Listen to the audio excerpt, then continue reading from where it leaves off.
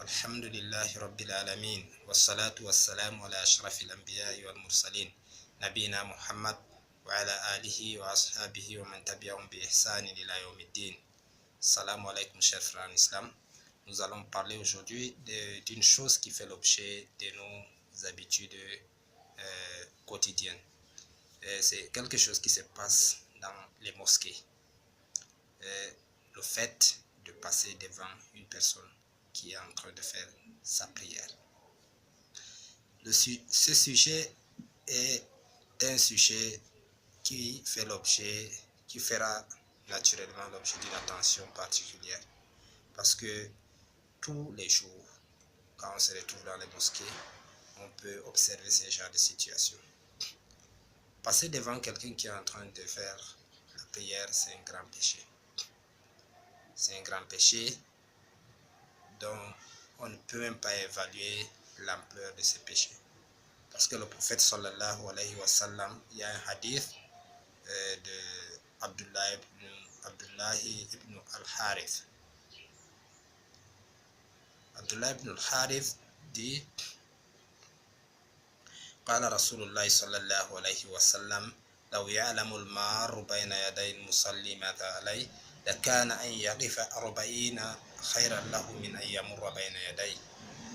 قال الراوي لا أدري قال 40 يوما أو 40 شهرا أو 40 سنة. Le prophète sallallahu alayhi wa sallam a dit, si celui qui passe devant un homme en prière savait la gravité du péché qu'il commet, il aurait préféré attendre 40 au lieu de passer devant cette personne.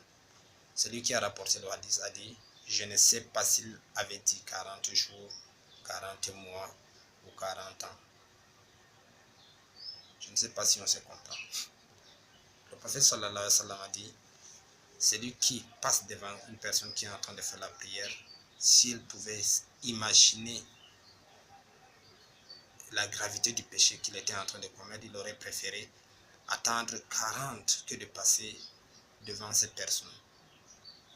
Celui qui a rapporté le hadith a dit qu'il ne sait pas si le prophète disait 40 jours ou 40 ans, ou 40 jours ou 40 mois ou 40 ans. Ça, c'est la vision de celui qui a rapporté le hadith. Ça pourrait même peut-être être au-delà de 40 ans. Donc, en islam, quand on dit, on ne spécifie pas, on ne donne pas de manière exacte quelque chose en termes, par exemple, du nombre de temps ou autre. Ça montre, n'est-ce pas, la gravité ou bien l'ampleur de la situation. Donc, il faut qu'on s'arrange autant que faire se peut à éviter ce genre de comportement. Et à l'attention des gens qui viennent en retard, dans la plupart des cas, c'est des gens qui viennent en retard à la prière, ou bien pendant les périodes de nawafil, que les gens qui ont souvent l'habitude de vite sortir, ou bien qui veulent sortir avant que d'autres personnes ne finissent. C'est en ce moment qu'on observe ce genre de situation. Pour ceux qui viennent en retard, il faut qu'ils s'arrangent à ce qu'ils laissent l'espace qui pourrait permettre aux passants de passer sans pour autant passer devant eux pendant qu'ils sont en train de faire la prière. Et pour ceux qui sont en train de faire les nawafil, ou bien, je ne sais pas trop, pour les passants, ceux qui veulent sortir, s'ils ont trouvé une personne en train de faire les nawafil, ils ne perdent rien à attendre que cette personne finisse.